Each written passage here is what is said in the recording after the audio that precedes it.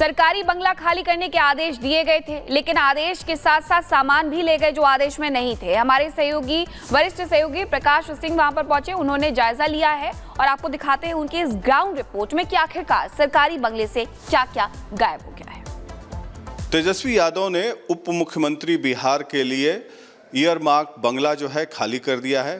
मेरी मौजूदगी उसी बंगले में है और अब ये बंगला जो है बिहार के उप मुख्यमंत्री सम्राट चौधरी जो कि बीजेपी के नेता हैं उनके नाम से अब अलॉट हो गया। हमारे साथ उनके सहयोगी मौजूद हैं, शत्रुघ्न जी जो उनके प्राइवेट सेक्रेटरी हैं, दानिश रिजवान है बीजेपी के प्रवक्ता हैं। इन लोगों के कुछ आरोप है इस बंगले को लेकर। पिछले बार भी जैसे 2017 में ये बंगला तेजस्वी यादव ने जब खाली किया था, महागठबंधन से नीतीश कुमार अलग हुए थे, तब सुशील मोदी को अलॉट हुआ था। सुशील मोदी उस समय जीवित थे। सुशील मोदी का हमने इसी बंगले में इंटरव्यू किया था, घुमा घुमा कर उन्होंने दिखाया था कि कैसे बंगले से सामान गायब कर दिए गए थे। इस बार सुशील मोदी तो नहीं हैं, हमारे साथ मौजूद हैं सुशील मोदी के ही सहयोगी, अब सम्राट चौधरी के सहयोगी हैं, सुशील मोदी के पूर्व सहयोगी शत्रुघ्न जी हैं।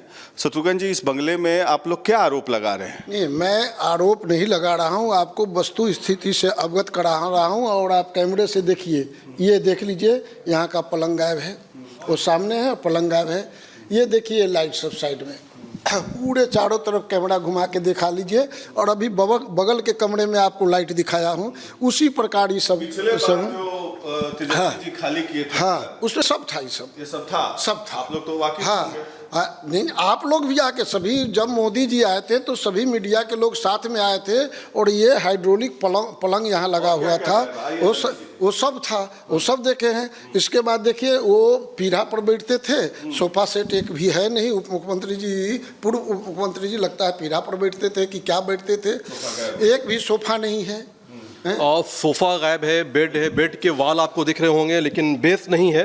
उसके साथ जो आपको लाइट्स है, देखिए आपको ये सारे लाइट्स खुले हुए हैं, जो जितने ऊपर के लाइट्स होते हैं ये सारे खुले हुए हैं।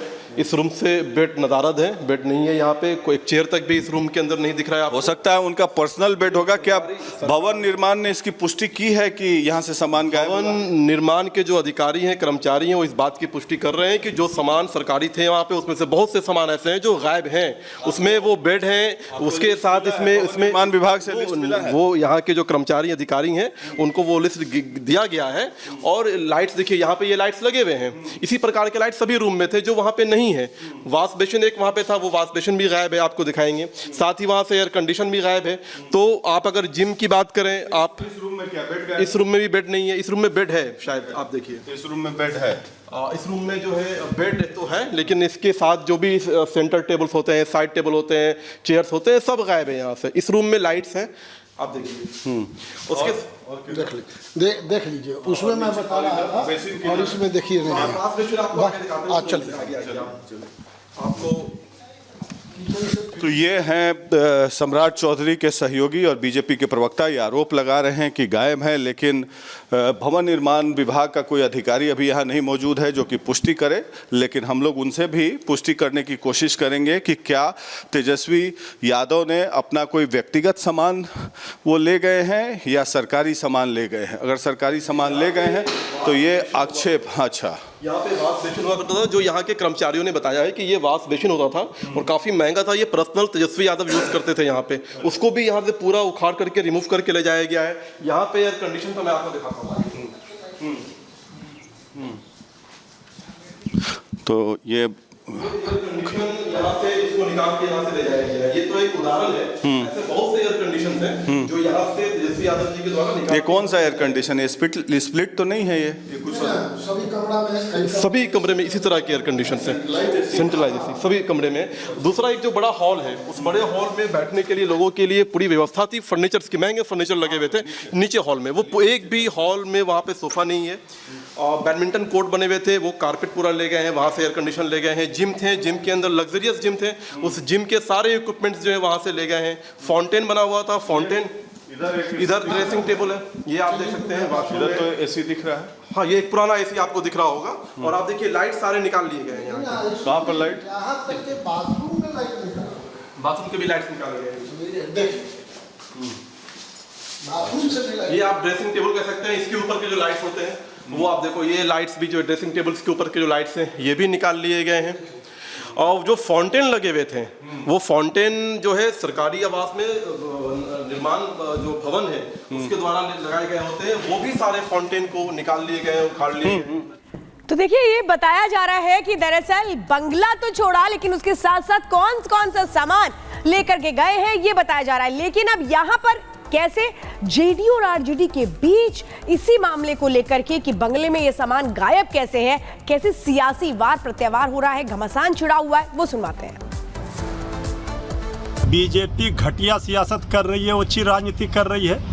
अब कह रही है कि तेजस्वी यादव जी एसी खोलकर चले गए, बेड लेकर चले गए।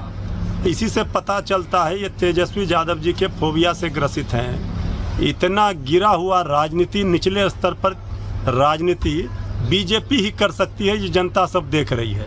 अगर बीजेपी को चाहिए कि तेजस्वी यादव जी ही उनके बंगले में एसी लगा दें और बेड पहुंचा दें तो वो कर देंगे।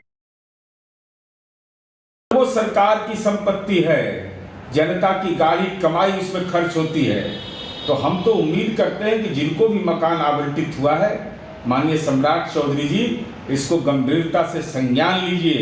और अगर यह सच है तो यह निश्चित रूप से कहा जा सकता है कि राजनीति के गिरते हुए स्तर का ये इससे निकृष्ट उदाहरण कुछ हो ही नहीं सकता। और अब बात यूपी की करेंगे, जहां अराजकता फैलाने वालों को सीएम योगी ने साफ संदेश दिया है।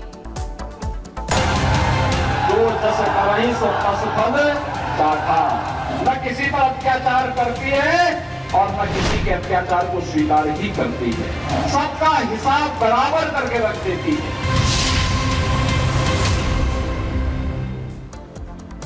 तो उत्तर प्रदेश में किस तरीके से प्रदर्शन के नाम पर कुछ दिनों से देखा जा रहा है कि हुड़दंग मचाते हुए नजर आ रहे हैं, जिसको लेकर एक बड़ी बैठक आज सीएम योगी आदित्यनाथ ने की है और साफ निर्देश दे दिया है कि हुड़दंगियों के साथ में वैसा ही सलूक किया जाएगा जैसा अपराधियों के साथ किया जाता है, क्योंकि इसी तरीके की हरकतें इस वक्त सड़कों पर देखी जा रही है। क्या कुछ एक्शन लेने की तैयारी में है यूपी सरकार, आपको दिखाते हैं इस रिपोर्ट में।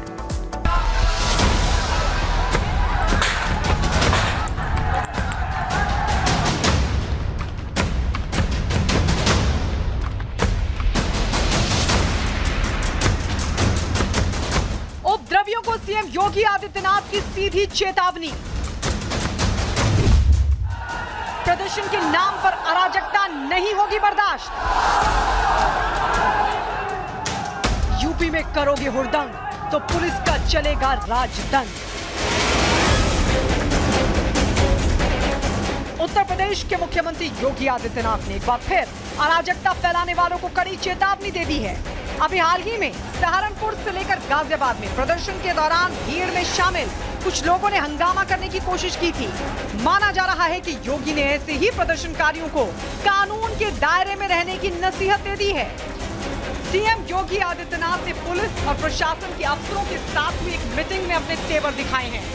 लखनऊ में हुई इस मीटिंग में योगी आदित्यनाथ ने कहा कि किसी भी धर्म से जुड़े देवी देवता, महापुरुषों, संतों के खिलाफ अपमानजनक टिप्पणी अस्वीकार्य है, लेकिन इसके विरोध के नाम पर अराजकता भी बर्दाश्त नहीं की जाएगी। महापुरुषों के लिए प्रत्येक नागरिक के मन में कृतज्ञता का भाव होना चाहिए, लेकिन इसे किसी पर जबरन थोपा नहीं जा सकता। अगर कोई आस्था के साथ खिलवाड़ करेगा तो कानून के दायरे में आरोपी को सजा दिलाएंगे, लेकिन विरोध के नाम पर अराजकता स्वीकार नहीं है।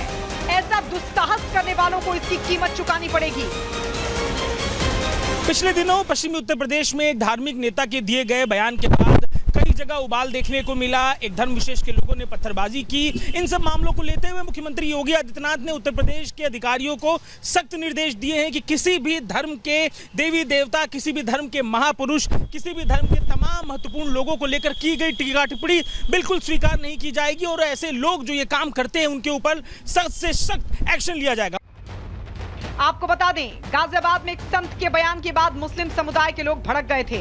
इसके बाद गाजियाबाद, सहारनपुर और बुलंदशहर में प्रदर्शन के नाम पर हंगामा करने की कोशिश की गई थी, जिसे पुलिस ने काबू कर लिया। अब माना जा रहा है कि हंगामा करने वालों की पहचान कर पुलिस कड़ा एक्शन लेने की तैयारी में है। पुलिस के द्वारा मुकदमा 20 लोगों के ऊपर नामजद और कुछ अज्ञात के ऊपर दर्ज किया गया, जिसमें से कि 13 लोगों की गिरफ्तारी की गई है और उनके खिलाफ कार्रवाई की जा रही है। हमारे पास जितने सीसीटीवी फुटेज और वीडियो उपलब्ध हैं उनके आधार पर ये पहचान की गई है और लोगों से पूछताछ के आधार पर पहचान की गई है, जिसके आधार पर ये कार्रवाई की जा रही है। दूसरी तरफ हिंदू धर्म के दशहरा और दिवाली जैसे त्योहार भी आ गए थे। इस त्योहार के रंग में भंग डालने वालों की कोशिश करने वालों पर नकेल कसने के लिए पुलिस को खुली छूट दे दी गई है। ये पहला मौका नहीं है जब योगी ने अराजकता फैलाने वालों को खुली चेतावनी दी हो। 1-2 महीने पहले भी विधानसभा में योगी आदित्यनाथ का ऐसा ही रौद्र रूप देखने को मिला था।